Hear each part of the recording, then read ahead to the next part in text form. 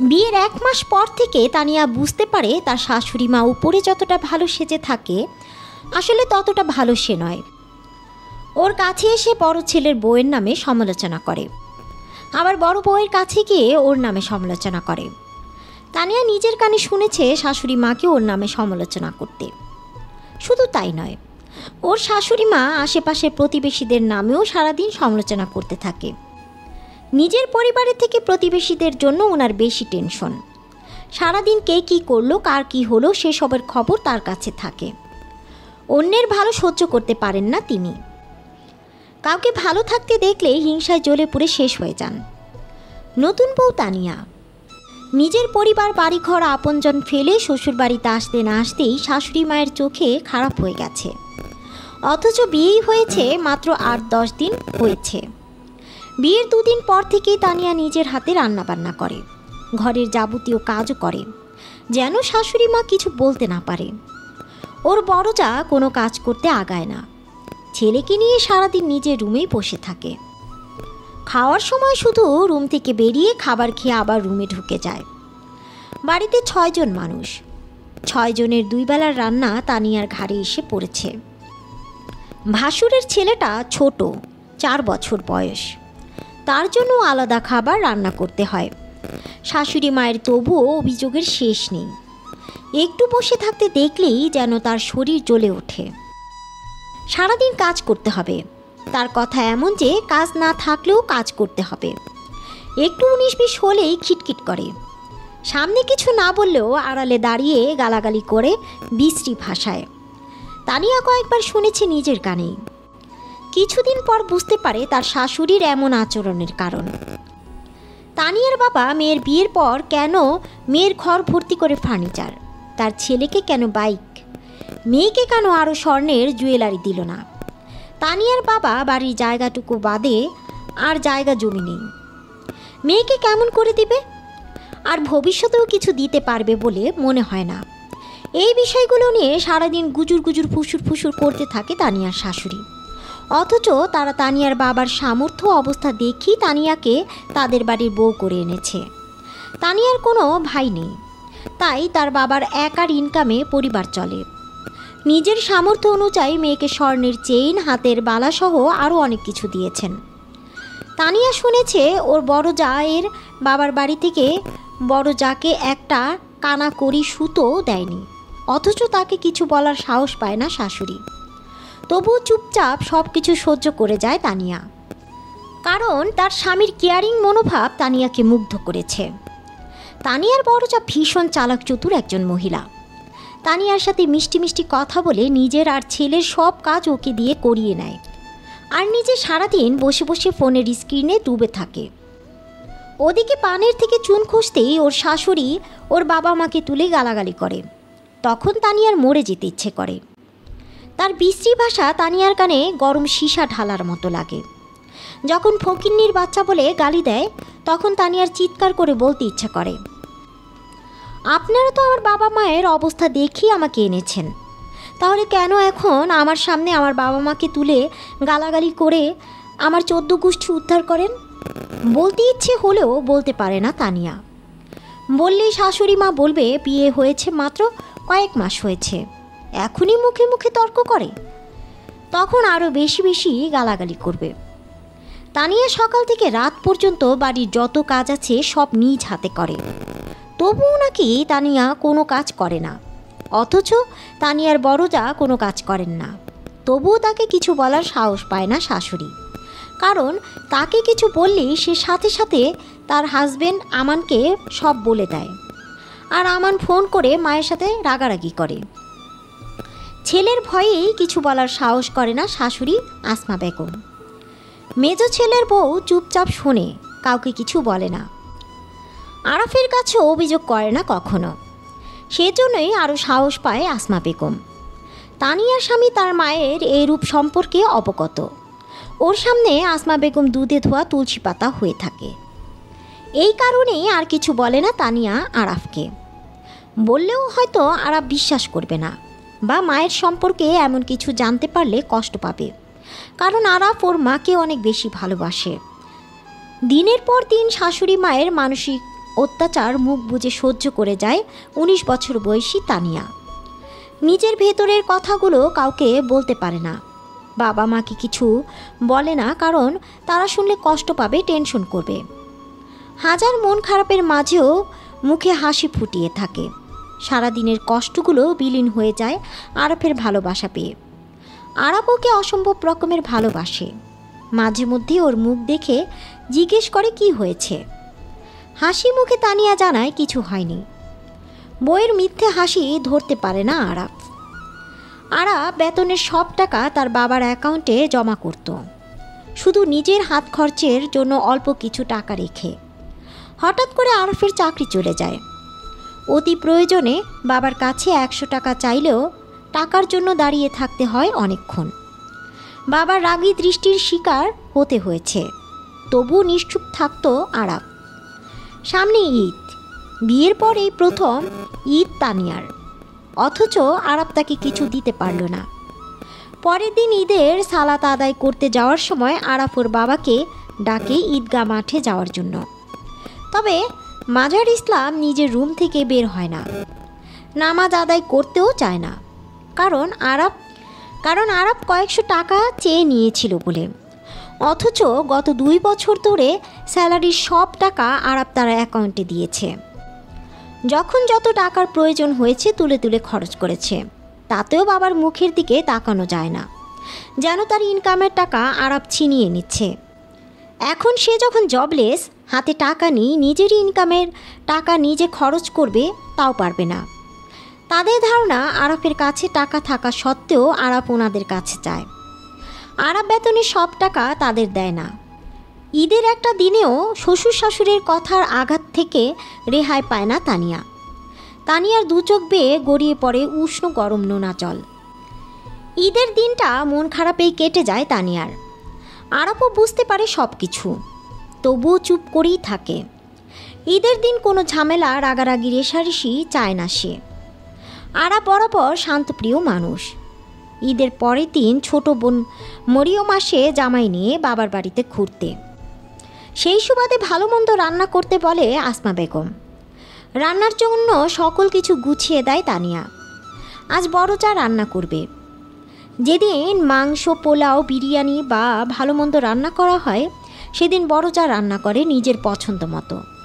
তবে তাকে সব কিছু গুছিয়ে দিতে হবে রান্নার জন্য। সে শুধু রান্নাটাই করবে, অন্য কিছু না।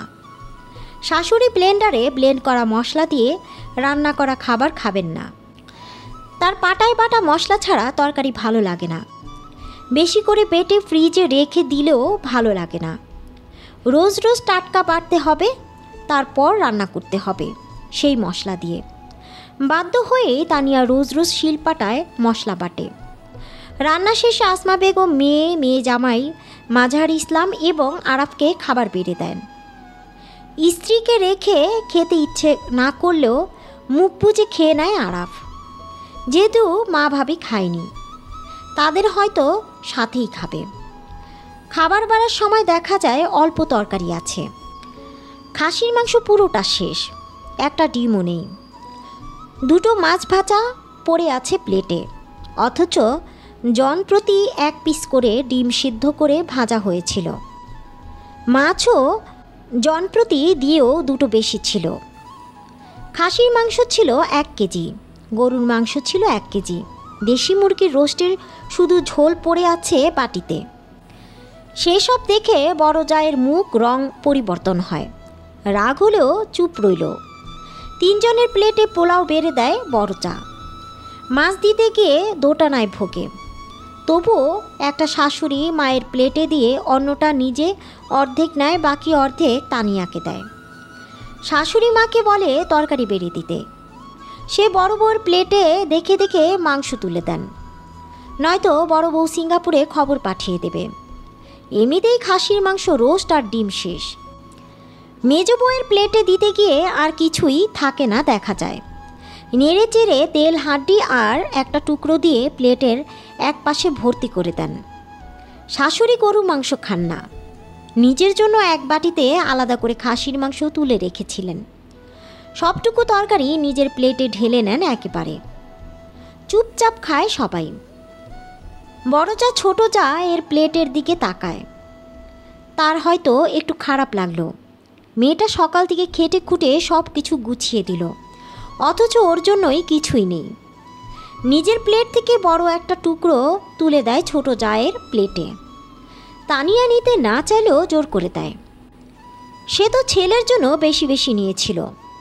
ছেলে যে অর্ধেকও খায়নি সবাই জানে, বাকিটা তো সে নিজেই খেয়েছে। তাই হয়তো ছোট জাকে একটা টুকরো তুলে দিল। খাঁটি দুধের অল্প করে পায়েস রান্না করেছিল। 1 চামচ পায়েস পড়ে আছে বাটিতে। খাওয়া শেষ করে পায়েসের বাটি নিয়ে ফ্রিজে রেখে দেয় বড় যা।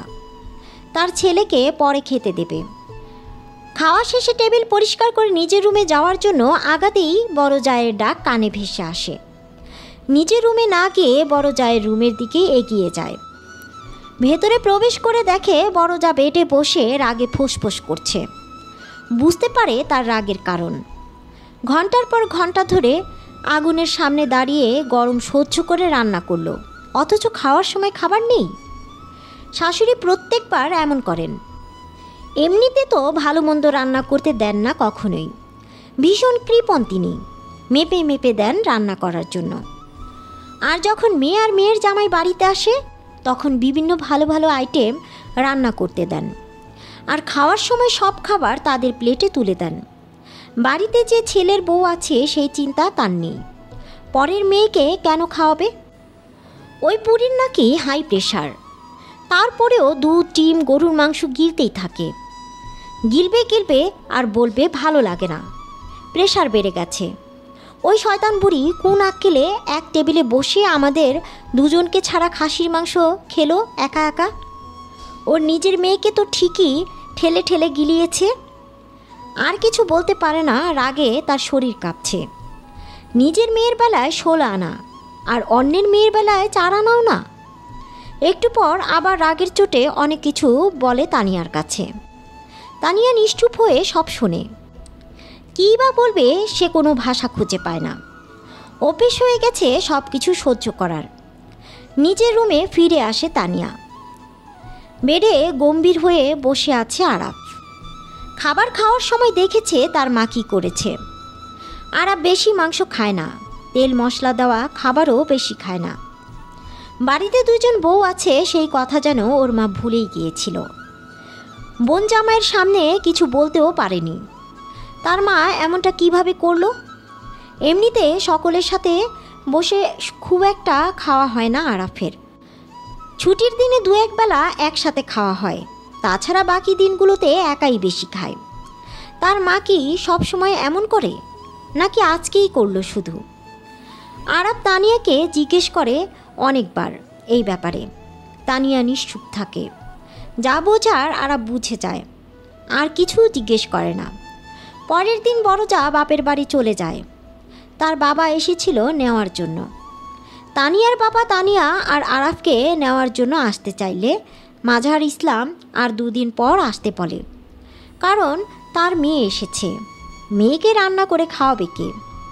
বড় বউ তো চলে গেছে। পরদিন সকালে বাড়ির বাইরে ময়লা ফেলতে যায় তানিয়া। তখন কানে ভেসে আসে শাশুড়ি মায়ের গলার স্বর।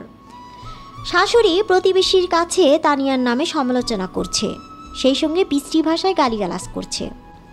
তার কারণ হলো তানিয়া গতকাল রাতে বাড়তি ভাত ফ্রিজে তুলে না রেখেই ঘুমিয়ে পড়েছিল।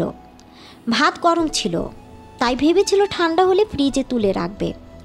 ক্লান্ত শরীর বেডে এলিয়ে দিতেই ঘুমিয়ে পড়েছিল তানিয়া। ভাত আর ফ্রিজে তুলে রাখা হয়নি। শাশুড়ি দেখেছে ভাত বেশি হয়েছে। ভাতের বোল থেকে বেড়ে ছোট বাটিতে করে ফ্রিজে রাখতে হবে, তাই আর রাখেননি নিজে। পানি ঢেলে রেখে দিয়েছিল। তানিয়া কেন ভাত ফ্রিজে রাখেনি সেটাই ওর দোষ। এই পান্তা ভাত এখন কে খাবে? অনেক বাজে ভাষায় গালিগালাজ করতে থাকে আসমা বেগম। জোয়ান মেয়ের এত কিসের ঘুম? একদিন না ঘুমালে মরে যাবে। সারাদিন কোনো কাজকর্ম করে না, শুধু শুয়ে বসেই তো দিন পার করে। তানিয়াকে গালিগালাজ করতে করতে ওর বাবা মাকেও গালিগালাজ করতে শুরু করে। প্রতিবেশী মহিলাও আসমা বেগমের সাথে তাল মেলাচ্ছে। সব শুনে তানিয়া নিশ্চুপ হয়ে বাড়ির ভেতরে প্রবেশ করে। আবার সকালে রুম থেকে বেরিয়ে আসতেই আসমা বেগম হাজারটা কথা শুনিয়ে দিয়েছিলেন ভাতের জন্য। সেই সব মেনে নিলেও এই কথাগুলো মানতে পারছে না। একজন মানুষের ভাষা এত বিশ্রী কীভাবে হয়? তানিয়ার কলিজা ফেটে যাচ্ছে এই সব শোনার পর। কেন শুয়েছিল ভাত ফ্রিজে না রেখে? একা হাতে রান্না শেষ করে তানিয়া। টেবিলে খাবার সাজিয়ে দিয়ে নিজের রুমে চলে আসে। আরাপ মাত্রই ঘুম থেকে উঠে ফ্রেশ হয়ে ওয়াশরুম থেকে বেরিয়েছে। বউকে সামনে পেয়েই আদর করে রুম থেকে বেরিয়ে ডাইনিং টেবিলে আসে। বাবা, বোন আর বোন জামাই আগে থেকেই বসে আছে। খাওয়া শুরু করেছে তারা। নিজেও চেয়ার টেনে বসে। তিনজন খেয়ে উঠে যায়। আরাপ আস্তে আস্তে খাচ্ছে। তানিয়া আর আসমা বেগম খাবার খেতে বসে। তানিয়া পান্তা ভাতের বাটিটা সামনে নিয়ে বসে। আরাপ অবাক হয়ে তাকিয়ে থাকে কিছু সময়। গরুর মাংস, গরম ভাত, মাছ ভাজা রেখে পান্তা ভাত কেন খাচ্ছে? আসমা বেগম গরম ভাত প্লেটে বেড়ে সামনে দিয়ে গরম ভাত খেতে বলে। পান্তা ভাত খেতে নিষেধ করে বারবার। আরাপ নিজেও নিষেধ করে। সামনে থেকে পান্তা ভাতের বাটি সরিয়ে নেওয়ার চেষ্টা করে, তবে তানিয়া ছাড়ে না। আরাপের হাত সরিয়ে দিয়ে খেতে থাকে এক মনে। একটা কথাও বলে না। আরাপও আর কিছু বলে না। বুঝতে পারে নিশ্চয়ই ওর মা এমন কিছু বলেছে যার জন্য তানিয়া পান্তা ভাত খাচ্ছে। আসমা বেগম বারবার নিষেধ করতেই থাকে পান্তা ভাত খেতে। তানিয়া তার দিকে চোখ তুলে তাকায়ও না পর্যন্ত। কিছুক্ষণ আগেই যা যা বলেছে সেই সব শোনার পর এই গরম ভাত আর তানিয়ার গলা দিয়ে নামবে না। পান্তা ভাত নষ্ট হবে বলেই তো এত কথা। পান্তা ভাতই খাবে। বউকে পান্তা ভাত খেতে দেখে আরাফের গলা দিয়েও আর খাবার নামতে চায় না। তবুও খাবার নষ্ট হবে বলে জোর করেই পানি দিয়ে গিলে খায়। রুমে প্রবেশ করতে আরাফ তানিয়াকে জিজ্ঞেস করে পান্তা ভাত খাওয়ার কারণ। 10-12 বার জিজ্ঞেস করার পরেও বলে না কিছু তানিয়া। আরাফও নাছোড়বান্দা। শেষ পর্যন্ত না পেরে সব বলে দেয় তানিয়া। তার মা কি বলেছে সকালে। সব শোনার পর কিছু সময় চুপ হয়ে থাকে আরাপ। তানিয়াকে সান্ত্বনা দেওয়া ছাড়া আর কিছুই করার নেই ওর কাছে। মাকে কিছু বলতে গেলেও উল্টো তানিয়ার দোষ বলবে তানিয়া তার ছেলেকে উস্কে দিয়েছে তার বিরুদ্ধে।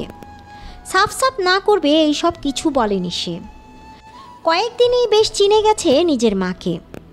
ওর কাছেই ওর বউয়ের নামে সমালোচনা করে এখন। আরাপ রাগ দেখালেও আর কিছু বলে না। বউয়ের জন্য মায়ের সাথে কেন রাগ দেখাবে? সেখানেও তানিয়ার দোষ। তানিয়া তার ছেলেকে কালো জাদু করেছে, তাই ছেলে বউয়ের জন্য পাগল। তাই আরাপ অনেক কথা ভেবে চুপ থাকে। পরের দিন আরাপ মাজাহার ইসলামের কাছে 2000 টাকা চায়। মুখের উপর মাজাহার ইসলাম বলেন, টাকা নেই আমার কাছে। আরাপ বলে, কেন থাকবে না? মাজাহার ইসলাম বলে, শেষ হয়ে গেছে। আরাপ বলে, শেষ কেমন করে হলো? ব্যাংকে তো টাকা থাকার কথা। মাজাহার ইসলাম উত্তেজিত হয়ে বলল, আমার টাকা কি হয়েছে সেটার হিসেব আমি তো কি কেন দিব? আরাপ বলল, তোমার টাকা তো আমি বলিনি। আমি বলেছি সোনালী ব্যাংকের কথা, সেখানে তো আমি টাকা রেখেছি। মাজাহার ইসলাম বলল, কে বলেছে সেখানে তোর টাকা? আমার অ্যাকাউন্টে আমার টাকা, ব্যাংকে আমি রেখেছি। আমি উত্তোলন করেছি। আরাপ অবাক হয়ে পড়ল, ওই টাকা তুমি রেখেছিলে? তাহলে আমি যে প্রতি মাসে টাকা রাখতাম সেই টাকা গেল কোথায়? মাজাহার ইসলাম ক্রোধিত হয়ে বলল, হ্যাঁ আমি রেখেছিলাম। তুই যা টাকা রাখিস তোর আর তোর বইয়ের গেলার পেছনেই শেষ হয়ে যায়। আরাপ কিছু না বলে নিজের রুমে চলে যায়। আরাপের থমথমে মুখ দেখে তানিয়া বুঝতে পারে কিছু হয়েছে। জিজ্ঞেস করলেও কিছু বলে না আরাপ। ওয়াশরুমের দিকে যেতে যেতে বলে, ব্যাগ গুছিয়ে তৈরি হয়ে নাও, একটু পর বের হব। তারপর তানিয়া আরাপকে অনেক বোঝানোর পর আরাপ শান্ত হয়। মাগরিবের আজানের আগে আগে বিশ্রী ভাষায় বড় গলা করে গালিগালাজ শুরু করে আসমা বেগম। চ্যাংরা মেয়ের কিসের জন্য দিনের বেলা এত শুতে হবে? আমরাও একসময় বউ ছিলাম, ওর কিসের এত আলসেমি? সারাদিন কি এমন কাজ করে? তানিয়া আর ওর মাকে নিয়ে বিশ্রী ভাষায় গালিগালাজ করে, যা ভাষায় প্রকাশ করা সম্ভব নয়। রাতে আরাব বাড়িতে আসলে তার মা অভিযোগের ঝুলি খুলে বসে। তখন সেখানে তানিয়ার বড় জা আর শাশুড়ি ছিল। আরাফের সামনেও তানিয়ার বাবা মা তুলে গালিগালাজ করে। বারবার থামাতে চেয়েও থামাতে পারে না আরাফ। কি হয়েছে জিজ্ঞেস করলে বলে, দুপুরে ছাদে কাপড় চোপড় শুকাতে দিয়ে এসে শুয়ে পড়েছে। আকাশে যে মেঘ করেছে বৃষ্টি হবে সেদিকে নজর নেই। বড় যা বলে, কয়টা কথা শুনিয়েছি তাই, এখন তেজ দেখিয়ে নিজের রুমে গিয়ে শুয়ে রয়েছে একা একা। আরও অনেক কিছু বলে। আরাফ সেদিন কান দেয় না, মায়ের দিকে তাকিয়ে বলে, ছাদ থেকে কাপড় চোপড় এনেছে কে? তানিয়া। সকালে রান্না করেছে কে? তানিয়া। বিকেলে রান্না করেছে কে? তানিয়া। ঘরদোর ঝাড় দেওয়া মোছা, থালা বাসন হাঁড়ি পাতিল কে ধুয়েছে? তানিয়া। সব কিছুই তানিয়াই যখন করেছে, তাহলে তোমরা সারাদিন বাড়িতে কি করেছো? ছাদ থেকে কাপড় চোপড়গুলোও কি নিয়ে আসতে পারোনি? সব কিছু তানিয়া করেছে, তারপরেও ওকে কিভাবে বকাবকি করছো? আবার আমার কাছে বিচারও দিচ্ছ? ওকে কি মানুষ মনে হয় না তোমাদের? ওকে কি রোবট মনে হয় তোমাদের? ওর বয়সই বা কত? 20 বছর হয়নি এখনো। এত অভিযোগ কেন তোমাদের? কিছু বলতে পারে না আসমা বেগম। তানিয়া খেয়েছে শুনেছে, তাই আরাফ নিজেও খাবার বেড়ে খেয়ে রুমে চলে আসে। রুমে এসে দেখে রুম অন্ধকার করে শুয়ে আছে তানিয়া। ঘুমিয়ে গেছে নাকি কাঁদছে। ফোনের টর্চ অন করে ডোর লক করে বেডের কাছে এগিয়ে এসে দাঁড়ায়। বুঝতে পারে তানিয়া ঘুমায়নি। কোনো কথা না বলে বেডে শুয়ে তানিয়াকে বুকে জড়িয়ে ধরে। স্বামীর আলিঙ্গন পেয়ে তানিয়ার কষ্টগুলো বেরিয়ে আসতে চায়, কিন্তু বলে না। নীরবে চোখের জল পড়ে। আরাফ বলে, তুমি তো জানোই মা পাগল, মাথা খারাপ। সুস্থ মস্তিষ্কের কোনো মানুষ এমন কিছু বলতে পারে না কখনোই। কি করব বলো? কত কিছুই তো বলি তাকে, কোনো কথাই তো শোনে না। আমাকেও তো বিশ্রী ভাষায় গালিগালাজ করে মাঝে মধ্যে, অথচ নির্বোধ মানুষ বুঝতেই পারে না সে নিজেকেই নিজে গালি দিচ্ছে। প্রেগনেন্সি টেস্ট করে জানতে পারে তানিয়া প্রেগনেন্ট। বাড়ির সবাই ভীষণ খুশি। তানিয়া প্রেগনেন্ট হবার কয়েকদিনের মধ্যেই আরাফ পুনরায় জবে জয়েন করে। বাড়ির সব কাজ তখনও তানিয়াকে দিয়েই করায়। বড় যা নিজের রুমে বসে বসে সারাদিন ফোনে ডুবে থাকে। বিভিন্ন ছেলেদের সাথে চ্যাটিং করে, কলে কথা বলে। নিজের ছেলের খেয়ালও রাখে না ঠিকমতো। তানিয়াকে ঘুরে ফিরে বলে খাইয়ে দিতে। এই অবস্থাতেও অশান্তি যেন না হয় সেজন্য তানিয়া নিজেই সব কাজ করে দেয়। বাড়িঘর ঝাড়ু দেওয়া, মোছা, রান্না করা, সকলের খেয়াল রাখা, যত্ন করা সব একাই করে তানিয়া। না করেও উপায় নেই। আসমা বেগমের বিশ্রী ভাষা শুনতে হবে নয়তো। তবুও কাজ করার পরেও শুনতে হয়। রাতে খাবার খেতে বসেছে সবাই। মাজার ইসলাম আরাফের দিকে তাকিয়ে বলে, মাস তো পেরিয়ে গেছে, বেতন পাসনি? খেতে খেতেই আরাফ বলে, পেয়েছি তো।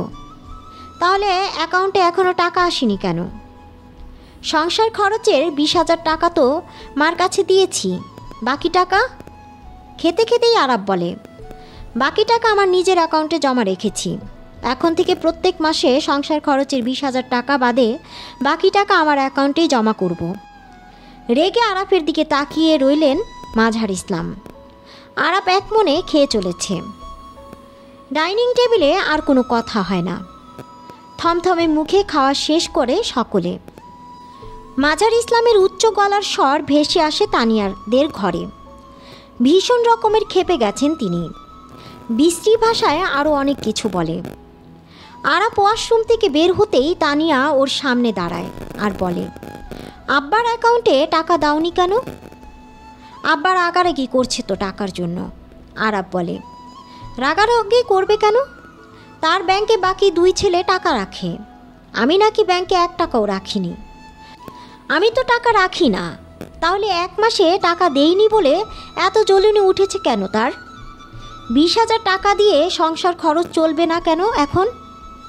বাড়ি ভাড়া তো দেওয়া লাগে না, কেবলই খাবার খরচ। বাড়ির সকলকে আমার একা পালার দায় নাকি? ওরা দুজন খরচ দেবে না? তানিয়া বলে, এসব কি ভাষা বলছো? এসব ভাষায় তো কখনো কথা বলো না তুমি। আরাব বলল, 2-2.5 মাস বেকার ছিলাম, তাতেই সকলের আসল রূপ দেখা হয়ে গেছে। গত 2টা বছর প্রতি মাসে যে 50 থেকে 55,000 টাকা অ্যাকাউন্টে জমা দিয়েছি, সেগুলো কই? আমার টাকা আমি চাইলেই দোষ? মাত্র 2,000 টাকা চেয়েছিলাম, মুখের উপর না করে দিয়েছিলেন। ব্যাংকে নাকি আমি 1 টাকাও রাখিনি। টাকাই যে সব কিছুর ঊর্ধ্বে, তা আমার বোঝা হয়ে গেছে এই কয়েক মাসে। টাকার জন্য আপন বাবা মাও রং বদলায়। 3টা মাস ব্যাংকে টাকা দিতে পারিনি, তাতেই তাদের এক একজনের আসল চেহারা দেখা হয়ে গেছে। টাকা থাকলে সবাই দাম দেয়, আর টাকা না থাকলে আপন মানুষও দাম দেয় না। আজকের পর থেকে সংসার খরচের টাকা বাদে আর 1 টাকাও দেব না আমি।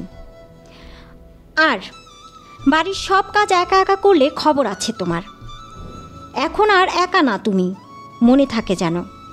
কাজ অর্ধেক করবা আর বাকি অর্ধেক রেখে দিবা। কেউ করলে করবে, না করলে না করবে। তুমি হাত দিয়ে ধরবা না। কেউ কিছু বললে আমি দেখে নেব। কিছু বলি না দেখে সবাই মাথায় চড়ে বসেছে। কোনো কথা না বলে চুপচাপ বেডে গিয়ে শুয়ে পড়ে তানিয়া। এই অবস্থাতেও কাজ না করলেই শুরু হয় শাশুড়ির বিশ্রী ভাষণ। আমরা তো পোয়াতি হই নাই, আমাদের তো বাচ্চা কাচ্চা হয় নাই। অল্প বয়সে বিয়ে হয়েছিল, আবার পেটেও বাচ্চা এসেছিল। বাচ্চা পেটে নিয়ে বাড়ির সব কাজ কাম একা হাতেই করেছি। তারপরেও শাশুড়ি কি জ্বালাই না দিয়েছে সব সময়। ঠিক মতো খেতে দিত না। একবেলা খাইলে আরেকবেলা না খেয়ে থেকেছি। আর এখনকার জমিদারের বাচ্চারা কাজ করতে চায় না। কাজ কাম না কইরা কইরা পেটটারে বড় বানাইয়া ফেলবো, তারপর আর নিজ দিয়া বের হবে না। ডাক্তারের কাছে নিয়ে টাকা খরচ করে পেট কেটে বের করতে হবে। আনছিলাম এক ফকিন্নির বাচ্চা। নিজের বাপের তো মুরাদ হবে না 2 টাকা মেয়ের পিছনে খরচ করার। আরও যা যা বলে সেসব ভাষায় প্রকাশ করার মতো নয়। এই সব ভাষা যেন শুনতে না হয়, সেজন্য আরাফের নিষেধ করা সত্ত্বেও একাই সব কাজ করে তানিয়া। কিন্তু তবুও প্রায় শুনতে হয় বিশ্রী ভাষাগুলো। ওর সামনে দাঁড়িয়েই ওকে গালিগালাজ করে। বাপ মা 14 গোষ্ঠী তুলে বকাবকি করা তার স্বভাব। 19-20 হলেই শুরু হয় গালিগালাজ। তানিয়াকে একাই যে এই সব ভাষায় গালিগালাজ করে তা নয়, বড় যাকেও করে, তবে তার সামনে বা সে শুনতে পাবে এরকম ভাবে না।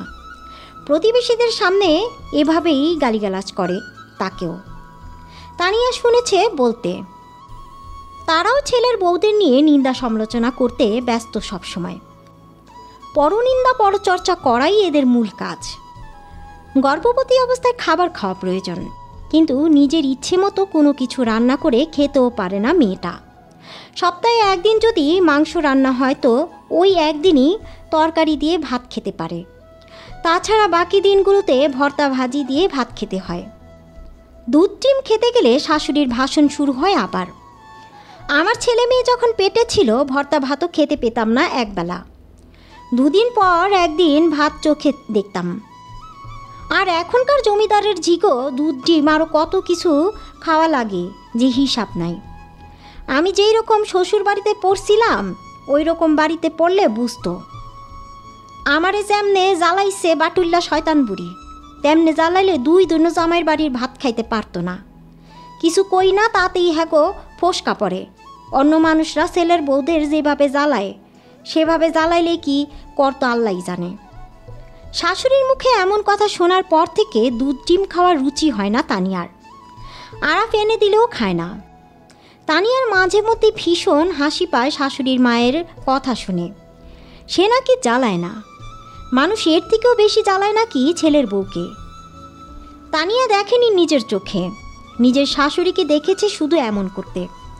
বড় জায়ের মা এসেছেন আজকে একটু আগেই, তাই দুপুরে ভালো মন্দ খাবার রান্না হবে।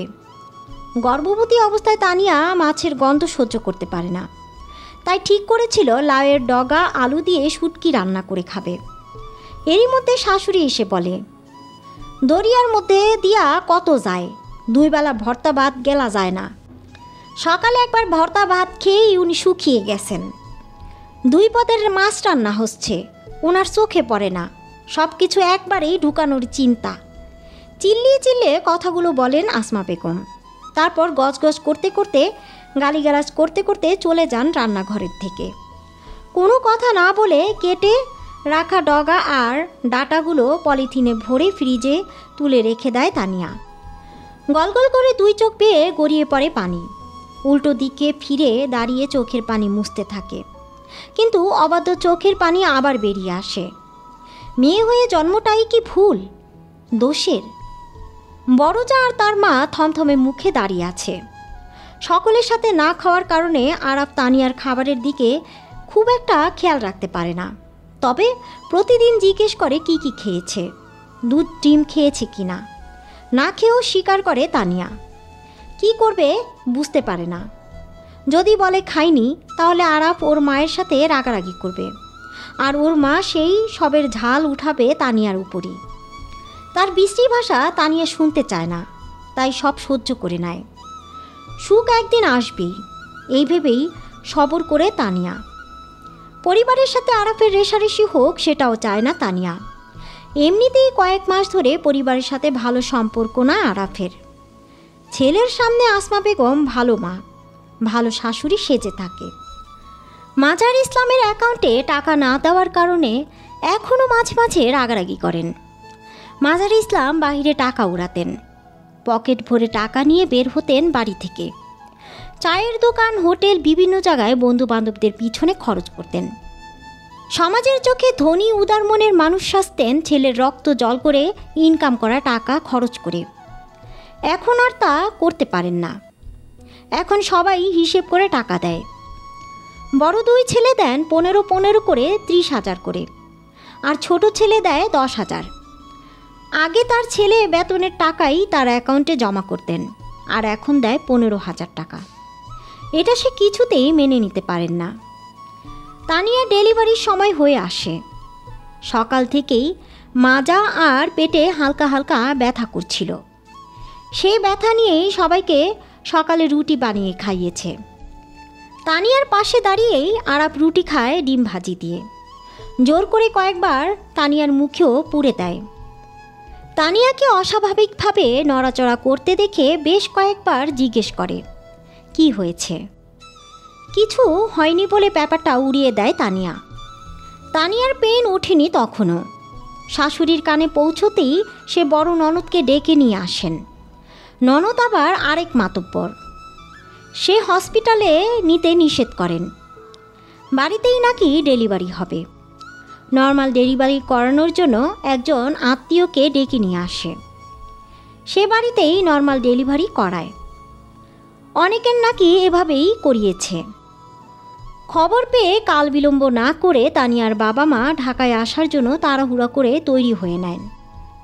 ছোট মেয়েকে বাড়িতেই রেখে যাবে দেবর ভাসুরের কাছে, কিন্তু রাস্তায় বেরিয়ে কোনো যানবাহন পায় না তানিয়ার বাবা মা, কারণ সেদিন কোনো একটা কারণে হরতাল অবরোধ চলছিল।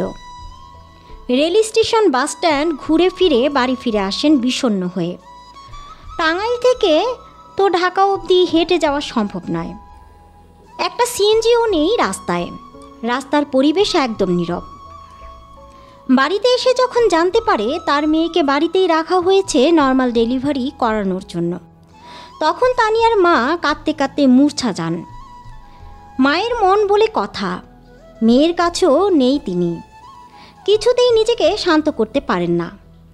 তার ইচ্ছে করছে উড়ে মেয়ের কাছে চলে যেতে। তানিয়ার বাবা কলের উপর কল করে আপডেট নিতে থাকেন মেয়ের।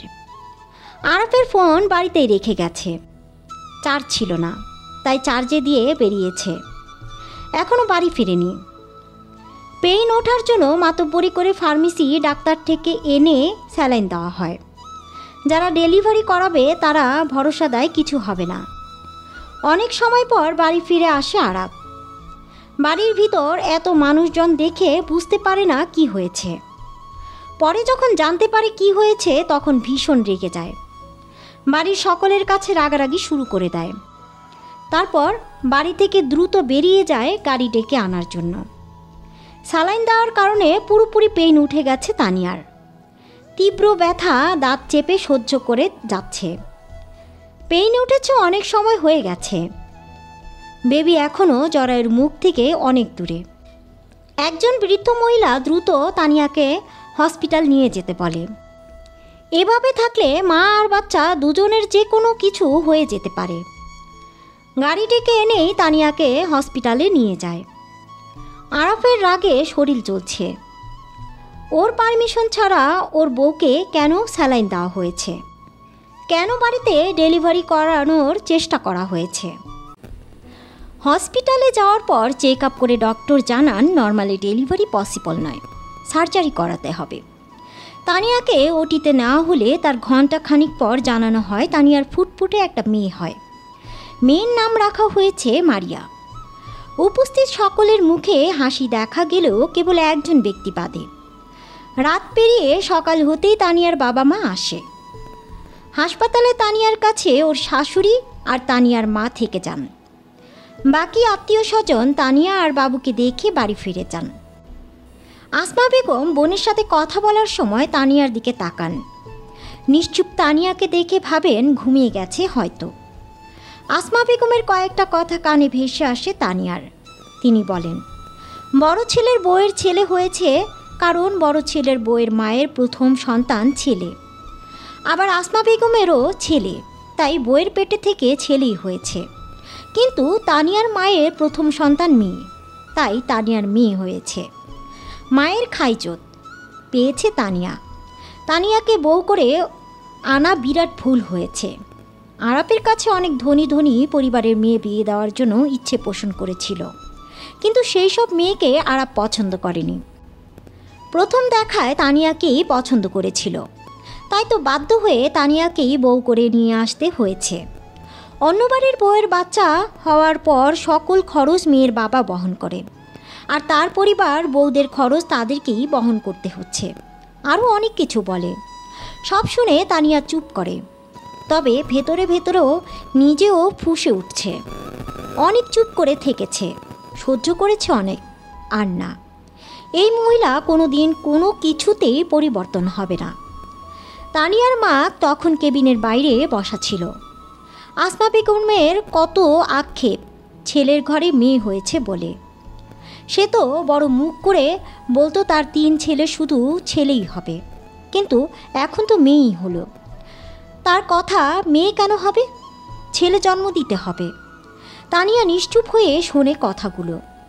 ওর মেয়েটা আইসিইউ এর বেডে রয়েছে, অসুস্থ মেয়েটা। পেটে থাকতে অনেক ভারী ভারী কাজ করতে হয়েছিল তাকে।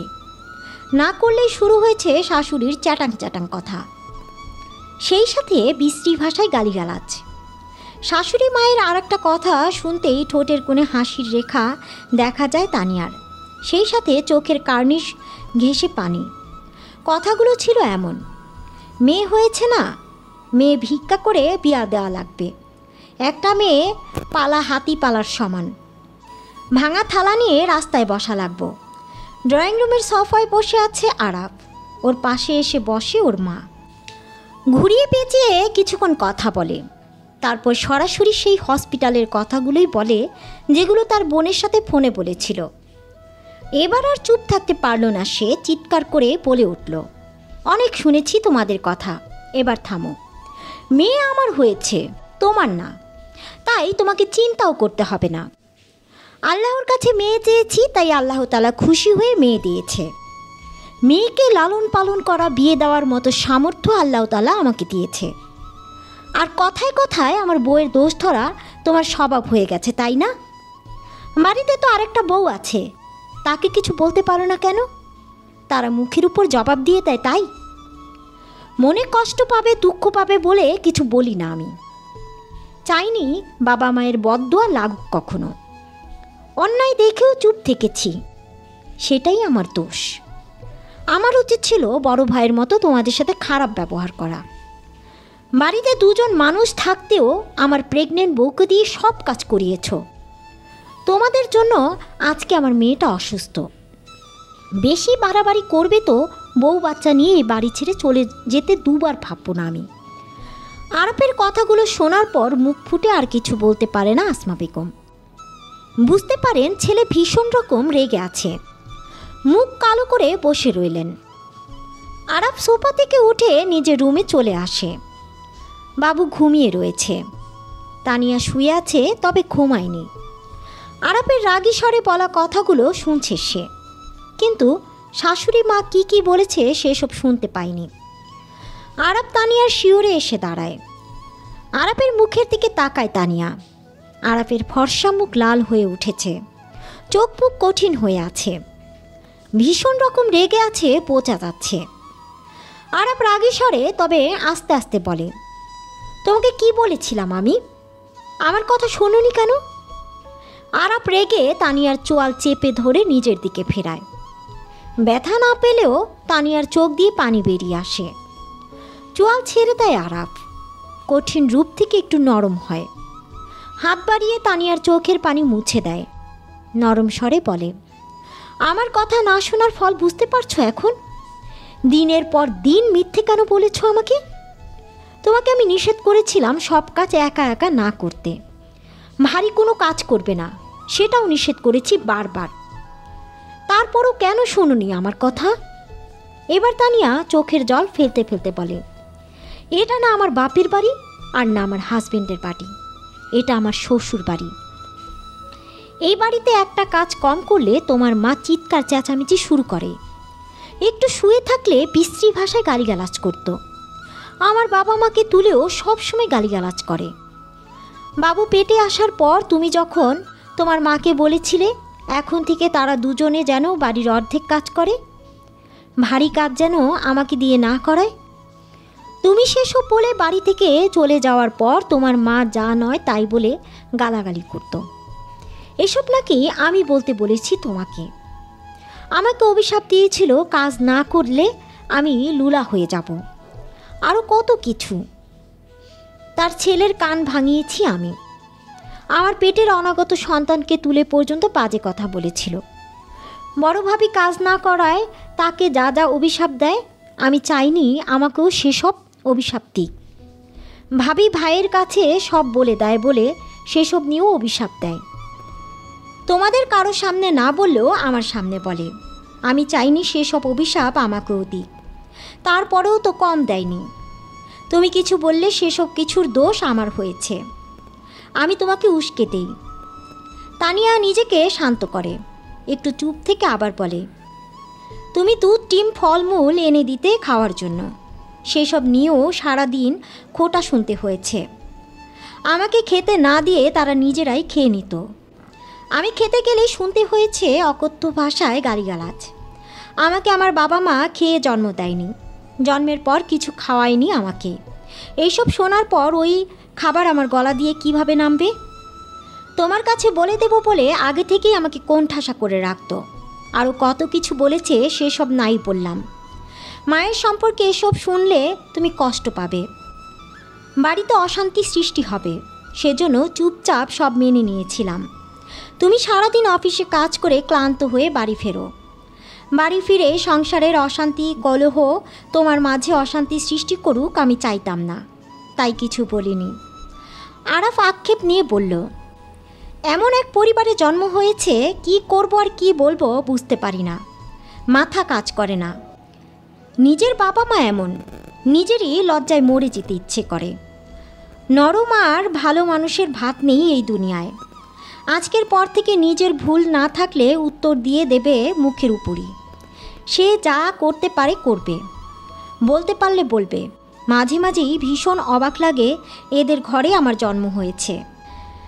তানিয়া কিছুদিন ওর বাবার বাড়ি থেকে আসার পর একদিন সকালে সোফায় ওর শ্বশুর শাশুড়ি আর দূরের দুজন আত্মীয় বসেছিল। বড়জা রুম থেকে বের হয়নি এখনও। আসমা বেগম তানিয়াকে কর্কশ গলায় বলছেন, একটু সকালে ঘুম থেকে ওঠা যায় না? কয়টা বাজে এখন? এখন রান্না হবে, কখন খাবো? তানিয়া চুপ না থেকে নিজেও রাগী স্বরেই বলে, সকালেই উঠেছি ঘুম থেকে। মারিয়া ঘুম থেকে উঠে গিয়েছিল, ওকে ঘুম পাড়িয়ে আস্তে আস্তে দেরি হয়ে গেছে। আমি যে এতদিন ছিলাম না, তখন আপনারা খাবার খাননি নাকি? বাড়িতে আর মানুষ নেই রান্না করার জন্য? তানিয়ার এমন কথা শুনে চুপসে যায় আসমা বেগম। মাজার ইসলামও বলার মতো কিছু পেলেন না বোধ হয়। তানিয়া রান্নাঘরের দিকে এগিয়ে যায়। সকালের খাবার তানিয়া নিজেই তৈরি করে। রান্না শেষ হতে হতে 9টা বেজে যায়। সবাইকে খাবার খেতে ডাকার জন্য শাশুড়িকেও একবার ডাকে খাবার খাওয়ার জন্য, কিন্তু আসমা বেগম আসেন না খাবার খেতে। তানিয়াও আর ডাকে না। দুপুরে বড় যা মুখ আধার বানিয়ে মশলা বাড়ছে শিলপাটায়। মশলা তো বাড়ছে না, মনে হচ্ছে শিলপাটার সাথে যুদ্ধ শুরু করেছে। তানিয়াকে দিয়ে মশলা বাটাতে চেয়েছিল, কিন্তু তানিয়া আসেনি রান্নাঘরে, তাই বাধ্য হয়ে নিজেকেই করতে হচ্ছে। এতদিন তো তানিয়াই করে আসছিল সব, তাই দেখেও দেখল না সে সব।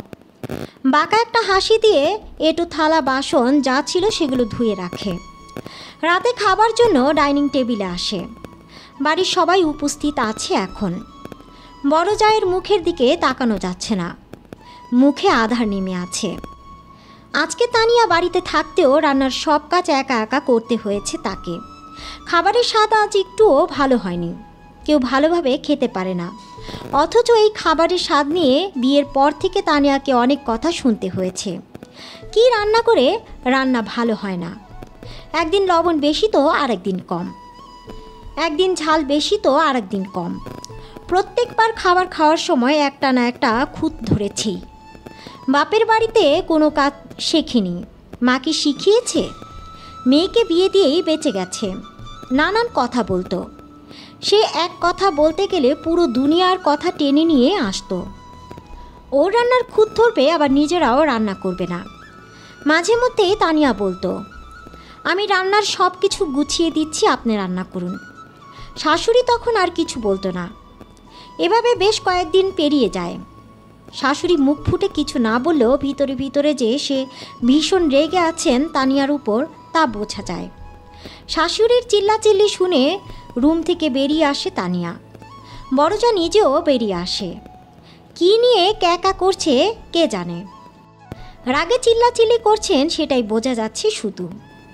অর্ধেক কথা বোঝা যাচ্ছে আর অর্ধেক কথা বোঝা যাচ্ছে না। চিল্লাচিল্লির এক পর্যায়ে আসমা বেগম বলেন, পোলার বউরা কথা শুনে চললে চলবে, না চললে সোজা রাস্তা ধরে বাপের বাড়ি চলে যাবে। পোলার বউ যাবে চাঁদে চাঁদে, আর পোলা বিয়া করাবো সপ্তাহে সপ্তাহে। আমার পোলারা দেখতে খারাপ নাকি? সবাই মেয়ে বিয়ে দেওয়ার জন্য পাগল এই বাড়িতে। ফকিন্নির বাচ্চাগো কিছু না বললে আরও সাহস বেড়ে যায়। এর আগে এই একই কথা হাজারবার শুনেছে তানিয়া, কখনো কিছু বলেনি। কিন্তু আজকে আর চুপ করে শোনে না, ঠান্ডা কণ্ঠেই বলে, পোলার বউকে তো তার বাপে আপনাদের বাড়িতে এসে আপনার গলায় ঝুলিয়ে দিয়ে যায়নি, আপনারা গিয়ে নিয়ে এসেছেন। আপনাদের পোলার বউ রাখার ইচ্ছে না থাকলে নিজেরা গিয়ে দিয়ে আসুন, একা কেন যাব? তারপর আপনার সুন্দর পোলাকে চাঁদে চাঁদে সপ্তাহে সপ্তাহে বিয়ে করাবেন। ছেলেকে বিয়ে করানোর আগে মনে ছিল না ধনী ঘরের মেয়ে আনবেন? 10-20 তলা বাড়ি আছে, বাপের অ্যাকাউন্টে কোটি কোটি টাকা জমা আছে। এরকম বাড়ি থেকে বউ আনলেন কেন? আমার চেহারা দেখে তো চেয়ার ছেড়ে উঠতেই চাইলেন না কেউ। সেদিনই বউ বানিয়ে নিয়ে আসার জন্য পাগল হয়েছিলেন সবাই। আর এখন দোষ খোঁজেন কেন কথায় কথায়? আসমা বেগম আর একটা কথাও না বলে গালিগালাজ করতে করতে নিজের রুমের দিকে এগিয়ে যায়। মুখে মুখে তর্ক করতে শিখে গেছে। এসব করতে ওর মা শিখিয়ে দিয়েছে। মায়ের বাড়ি থেকে আসার পর থেকেই এমন করছে। ওর মাকে তুলে গালিগালাজ করছে আবার। উত্তর দেওয়ার জন্য সেদিকে যেতে গেলে বড় যা থামিয়ে দেয়। বড় জায়ের কথা শুনে আর কিছু বলে না তানিয়া। আজকে রাগের মাথায় উত্তর দিয়ে দিয়েছে। শুনতে শুনতে এখন আর সহ্য হয় না এসব। মুখ দিয়ে আপনা আপনি উত্তর বেরিয়ে আসে। মেজাজ নিজের কন্ট্রোলে থাকে না এখন আর। আরাপ রাতে বাড়ি ফেরার পর আসমা বেগম ছেলের কাছে বিচার দেন তানিয়ার নামে। বানিয়ে বানিয়ে মিথ্যে কথা বলেন। নিজে কি কি বলেছে সেসব কিছুই বলে না। মায়ের সব কথা শুনে আরাপ হু হা কিছু বলে না। রাতে তানিয়াকে জিজ্ঞেস করে তার মা কি কি বলেছে তানিয়াকে। তানিয়া বলে দেয় সব। ও নিজে কি কি বলেছে সেসব ও বলে দেয়। রান্নাঘর থেকে শাশুড়ি আর বড় জায়ের কথা কানে ভেসে আসে তানিয়ার। গজগজ করছেন শাশুড়ি আসমা বেগম। তার তালে তাল মিলাচ্ছেন বড় যা আর শাশুড়ি দুজনেই ব্লেডের মতো। এরা দুজনেই দুপাশ দিয়ে কাটে। বড় যা একবার ওর কাছে এসে শাশুড়ির নামে সমালোচনা করে, আবার শাশুড়ির কাছে ওর নামে সমালোচনা করে। সোফায় বসে বসে সব শোনে তানিয়া, তবে কিছু বলে না। দাঁতে দাঁত চেপে হজম করার চেষ্টা করে কথাগুলো, কিন্তু রাগে ওর শরীর রিরি করছে। এখন আর আগের সেই বোকা তানিয়া নেই, একদম জায়গা মতো উত্তর দিয়ে দেয় এখন। শাশুড়ি তানিয়াকে আর কিছু বলতে না দিয়ে চিল্লিয়ে বলে, খাওয়া শেষ করে একটু বসতে তো দেবে নাকি? এখনই মেয়েকে দিতে চলে এসেছো? ছেলেটাকে শান্তিতে তো খেতেও দাও না, খালি ফরমায়েশের উপর রাখো। শাশুড়ির চিল্লিয়ে বলা কথা শুনে তানিয়ার মেজাজ সপ্তমে। নিজেও ক্ষিপ্ত কণ্ঠে বলে, পুরো কথা তো শেষ করতে দিবেন নাকি? আমি বলতে চেয়েছি খাওয়া শেষে বাড়ি থেকে বেরোনোর সময় মারিয়াকে নিজের সাথে যেন নিয়ে যায়, আমি কাপড় চোপড় ধুবো। পুরো কথা না শুনে চিৎকার করেন কেন? চিৎকার করতে করতে গলা বড় হয়ে গেছে তাই না? সকাল থেকে শুনছি, শুধু কিছু বলছি না। কি বলবি তুই? তুই তুকারি করবেন না একদম। আরাপ আলগোছে চেয়ার ছেড়ে উঠে মেয়েকে নিজের কোলে তুলে নিয়ে একটু দূরে দাঁড়িয়ে রইল। বাপ বেটি তাকিয়ে রইল দুজনের দিকে। বড় যা নিজের রুম থেকে বেরিয়ে আসে। 100 বার বলবো ফকিন্নির বাচ্চা, বাপের বাড়ি থেকে 2 টাকা আনার তো মুরদ নেই, আবার মুখে মুখে তর্ক। কোনো কথা থেকে কোন কথায় চলে গেল। তানিয়া নিজেও মেজাজ হারিয়ে চিৎকার করে বলে, আমি ফকিন্নির বাচ্চা হলে আপনি জমিদারের বাচ্চা নাকি? আপনি আপনার বাপের বাড়ি থেকে কত টাকা এনেছেন? আমি আমার বাপের বাড়ি থেকে অনেক কিছু এনেছি, আপনি কি এনেছেন? ঝগড়া বাড়তে থাকে আস্তে আস্তে। আরাপ ঝগড়া না থামিয়ে দেখে যায় চুপচাপ। তানিয়াকে মোটেও থামায় না ও। শাশুড়ি এ কথা থেকে ও কথা, ও কথা থেকে সে কথা বলতেই থাকে। ঘুরিয়ে ফিরিয়ে তানিয়ার বাবা মার 14 গুষ্টি তুলে গালিগালাজ করতে শুরু করে। বাপের বাড়ি থেকে টাকা নিয়ে আসতে বলে। বাপ কি দিয়েছে বিয়ের সময়? উল্টোপাল্টা কথা বলতে শুরু করে। তানিয়া এবার আর চুপ করে থাকে না। হসপিটালের বেডে শুয়ে শুয়ে যা শুনেছিল সব বলে দেয়। মেয়ে হয়েছে বলে মেয়েকে ভিক্ষে করে বিয়ে দিতে হবে, সেসবও বলে দেয়। আরও যা যা বলেছিল সব বলে দেয়। ছেলের সামনে এসব কথা বলে দেওয়ায় আসমা বেগম সাফ সাফ না করে বলে সে এসব কথা বলেনি কখনোই। তর্ক বিতর্কের অনেকটা সময় হওয়ার পর আরাপ মায়ের দিকে তাকিয়ে বলে, মেয়ের জাত থেকে মেয়ে এনেছি বলে মেয়ে হয়েছে, এই কথা তো তুমি আমার সামনেই বলেছ, এখন অস্বীকার করছো কোন মুখে? তুমি বলতে পারো না এমন কোনো কথা হয়তো পৃথিবীতে নেই? মেয়ে হয়েছে আমার, তোমার এত সমস্যা কেন? মেয়ে হয়েছে বলে তানিয়ার দোষ দাও কেন বারবার? এই মেয়েকে তানিয়ার পেটে দিয়েছিল কে? কার মেয়ে ও? মেয়েটা আমার, রক্ত আমার। তানিয়ার পেটে মেয়েটাকে আমি দিয়েছিলাম, তাহলে দোষও আমার। নিজের ছেলের দোষ দেখতে পাও না? অন্যের মেয়ের দোষ এত চোখে পড়ে কেন তোমার? মেয়েকে ভিক্ষে করে বিয়ে দেব নাকি কি করে বিয়ে দেব সেসব নিয়ে তোমাকে চিন্তা করতে হবে না, সেসব চিন্তা ভাবনা করার জন্য আমি আছি। ভালোভাবে থাকতে চাই, তাই ভালো লাগে না তাই না? ভালো মানুষের কদর নেই পৃথিবীতে। যত ভালো হয়ে থাকতে চাই ততই পেয়ে বসো। আর একদিন এসব উল্টাপাল্টা কথা বলেছে তো আমার থেকে খারাপ কেউ হবে না। তোমার তো লজ্জাই নেই, বলেই বা লাভ কি? এখন বলছি বিকেলেই তো সব ভুলে যাবে। আমাকে বাধ্য করবে না এই বাড়ি ছেড়ে চলে যেতে। বউ বাচ্চা লালন করার মতো সামর্থ্য আমার আছে। সন্তান হিসেবে তোমাদের দুজনের খরচও বহন করতে পারবো আমি। সম্পত্তির কথা বলতে এসো না যে বাড়ি ছেড়ে চলে গেলে এসবের ভাগ আমাকে দেবে না। তোমাদের এই সম্পত্তির উপর আমি থুও মারি না। আরাপের কথাগুলো শোনার পর আসমা বেগমের মুখ বন্ধ হয়ে যায়। আরাপ তানিয়ার হাত ধরে টেনে নিজেদের রুমে নিয়ে চলে আসে। রাগে ওর ইচ্ছে করছে বাড়ি ঘরে আগুন ধরিয়ে দিতে। তানিয়ার ভাসুর একেবারে দেশে চলে এসেছে সিঙ্গাপুরের সব কিছু চুকিয়ে। আর প্রবাস জীবন কাটাবে না, দেশেই কিছু করে খাবে। তানিয়ার ভাসুর বাড়িতে আসার পর 1 মাস ভালোই কাটে। তারপর থেকে শুরু হয় নানান ঝামেলা। ভাসুর একসাথে খাবে না, আর সে বউ বাচ্চা নিয়ে আলাদা থাকবে। একটু কিছু হলেই মায়ের সাথে রাগারাগি শুরু করে, বকাবকিও করে। আসমা বেগমের এখন অর্ধেক দিন পার হয় কাঁদতে কাঁদতেই। তানিয়ার কাছে দুঃখ প্রকাশ করে আর কাঁদে। ঠিকমতো খাওয়া দাওয়া করা হয় না এখন। পেটের ছেলের মুখ থেকে তেতো তেতো কথা শুনে খেতে ইচ্ছে করে না। খেতে বসলে চোখ দিয়ে পানি বেরিয়ে আসে, গলা দিয়ে ভাত নামে না। তার অবস্থা এখন তানিয়ার চেয়েও খারাপ। প্রকৃতির প্রতিশোধ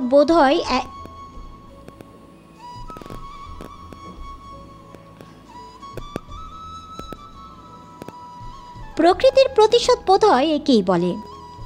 বড় ছেলে বউ বাচ্চা নিয়ে অন্য বাড়িতে চলে যায়। সে কিছুতেই এই বাড়িতে থাকবে না। ভাসুরেরও টাকার গরমে পা মাটিতে পড়ে না, বুক ফুলিয়ে হাঁটে সকলের সামনে। অহংকার তার শিরায় উপশিরায়। অহংকার পতনের মূল, সেটা সেও ভুলে গেছে মায়ের মতোই। কিন্তু ছোট ছেলে ক্যাটক্যাট করে এটা নিয়ে। এত টাকা কেন খরচ হয় এখন? এখন তো মানুষ কমে গেছে সংসারে, খরচ কম হওয়ার কথা, অথচ খরচ হয় আগের মতোই। এত টাকা কিভাবে খরচ করে মাঝার ইসলাম? হিসেব চাইলেই বাবা ছেলের মধ্যে তর্ক শুরু হয়।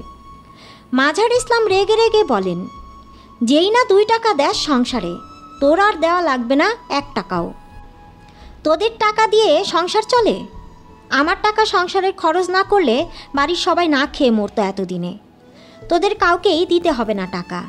আমি যেভাবে পারি সেভাবেই চালাবো সংসার। 1 টাকাও ইনকাম করে না মাঝার ইসলাম, কিন্তু বড় বড় কথা ঠিকই বলে। তেজ কমেনি এখনও। ছেলেদের টাকা উড়িয়ে ছেলেদের উপরই রাগারাগি করে, বাজে কথা শোনায়। 1 মাসে 10,000 টাকা কম দিলে মুখের দিকে তাকানো যায় না মাঝার ইসলামের। মাস শেষ হওয়ার আগেই টাকা শেষ। টাকা শেষ হয়ে গেলেই পাগলের মতো আচরণ শুরু করে মাঝার ইসলাম। ছেলেও রাগ করে, কখনো টাকা দেয় কখনো দেয় না।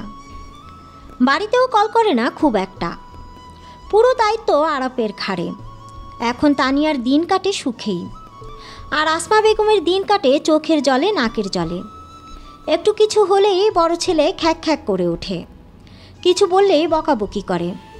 তার পুরো গুণ বড় ছেলের মধ্যে রয়েছে। মায়ের কার্বন কপি বলা যায়। বড় যা এক সংসারে থাকতে কোনো কাজ করতো না, শুয়ে বসেই দিন পার করত। তাকেও জব্দ করেছে বড় ছেলে আমান। বাড়ির সব কিছু বড় যাকেই করতে হয়। কাজের বুয়া রাখতে বললে রাখে না। বড় জায়ের সুন্দর স্কিন এখন টান পড়ে গেছে আগুনের তাপে। ফর্সা স্কিন অনেকটা কালো হয়ে গেছে। সুন্দর চুলগুলো উস্কো খুস্কো ঝরে পড়ে যাচ্ছে। কয়েক মাসেই বড় জায়ের রূপ সৌন্দর্য গায়েব হয়ে গেছে। 2 দিন আগে বড় ছেলের সাথে তর্কাতর্কি হয় আসমা বেগমের। পাশাপাশি বাড়ি হয়, রোজ আসা যাওয়া হয় 2 বাড়ির সকলেরই। মা ছেলের তর্কাতর্কি শুনে আশেপাশের অনেকেই চলে আসে আমানের বাড়িতে। রাগে থরথর করে কাঁপছে আমান। 4 ভাই বোনের মধ্যে আমানের রাগ বেশি সবাই জানে। আসমা বেগমের মুখ দিয়ে যা আসছে তাই বলে গালিগালাজ করছে ছেলে আর ছেলের বউকে। বিনা পয়সায় বিনোদন উপভোগ করছে প্রতিবেশীরা। তানিয়া শাশুড়িকে চুপ করাতে চাইলেও পারে না। এতদিন ধরে মনে জমিয়ে রাখা রাগ উগরে বের করছে। ভাসুর আর শাশুড়ির মধ্যে কী নিয়ে ঝগড়া শুরু হয়েছে তানিয়ার জানা নেই। মা ছেলের তর্কাতর্কি শুনে বাড়ির ভেতর থেকে বেরিয়ে ভাসুরের বাড়িতে এসেছিল। এসে দেখে উঠোনে দাঁড়িয়ে মা ছেলে ঝগড়া করছে। বড় যা এক কোণে দাঁড়িয়ে কাঁদছে। পরে জানা গেল তানিয়ার ভাসুর আমান গোপনে বিয়ে করেছে। মেয়ের নাম জ্যোৎস্না। সেই খবর বড় যা জানতে পেরে ঝগড়া করছিল। আর ঠিক তখনই তাদের মাঝে এসে শাশুড়ি ফোড়ন কেটেছিল। ছেলের পক্ষে কথা বলতে এসেছিল, কিন্তু উল্টো তার ছেলে তারই বিপক্ষে ঝগড়া শুরু করে দেয়। নিজের স্বামী মাঝার ইসলামের কাছেও কিছু বলতে পারে না, সেও তেড়ে আসে মারার জন্য। আবার ছোট ছেলের কাছেও কিছু বলতে পারে না। কিছু বলতে গেলে ছেলে থামিয়ে দেয় কর্কশ গলায় বলে, ওইসব কথা বাদে অন্য কোনো কথা থাকলে বলো, নয়তো ফোন রাখো। সারাদিন কাজ করে এইসব শোনার ইচ্ছে বা সময় কোনোটাই নেই আমার। তবুও নিজের দুঃখ কমাতে আসমা বেগম কল করেছিল ছোট ছেলের কাছে। কিন্তু ছোট ছেলের চ্যাটাং চ্যাটাং কথা শুনে আবার কাঁদে আসমা বেগম। যেই 2 ছেলেকে সে এত বেশি ভালোবাসত, যাদের গুণগান করতো সারাদিন, এখন তারাই তাকে বড় বড় আঘাত দেয়। মেয়েকেও কিছু বলতে পারে না। তার সংসারে ঝামেলা রেখে সে এই সংসারে অনেক ঝামেলা সেও শুনতে রাজি নয়। মানুষ বড়ই অদ্ভুত। এমন অনেক মানুষ আছে যারা আসমা বেগমের মতোই নিজের স্বার্থ ছাড়া কিছুই বোঝে না। কয়েক মাস পরেই ব্যবসার অনেক টাকা লস খায় আমান। তার এখন মাথায় হাত, টেনশনে খাওয়া দাওয়া, ঘুম চাঙ্গে। ছোট বউ জ্যোৎস্নার পিছনে খরচ আর তাকে অতিরিক্ত সময় দেওয়ার কারণে আজ তার এই পরিণতি। বড় যা একদিন তানিয়ার হাত ধরে ক্ষমা চেয়ে কাঁদতে কাঁদতে বলে, তার স্বামী নাকি তাকে বলেছে, তোর প্রতি দৈহিক আকর্ষণ পরের কথা, তোর শরৎ দেখলে ঘৃণা লাগে। আসমা বেগম আগের চেয়ে পরিবর্তন হয়ে গেছেন। এখন তানিয়ার নামে সুনাম করে আশেপাশের মানুষের কাছে। এখন তার 2 চোখের কাটা বড় ছেলে আর 2 ছেলের বউ। এখন সংসারের দায়িত্ব তানিয়ার হাতেই বলা যায়। তানিয়ার সুখের জীবনে কারো নজর না লাগুক, আগামী দিনগুলো আরও সুখের হোক, অনাবিল সুখের সংসার হোক তানিয়ার। সকল তানিয়াই ভালো থাকুক, আল্লাহর কাছে এই দোয়াই করি। কাহিনীটি এখানেই সমাপ্ত হলো। কাহিনীটি কেমন লাগলো অবশ্যই লাইক কমেন্ট করে জানাবেন। আমি এই প্রত্যাশা আজকের মতো এখানেই বিদায় নিচ্ছি। ভালো থাকবেন, সুস্থ থাকবেন। ধন্যবাদ।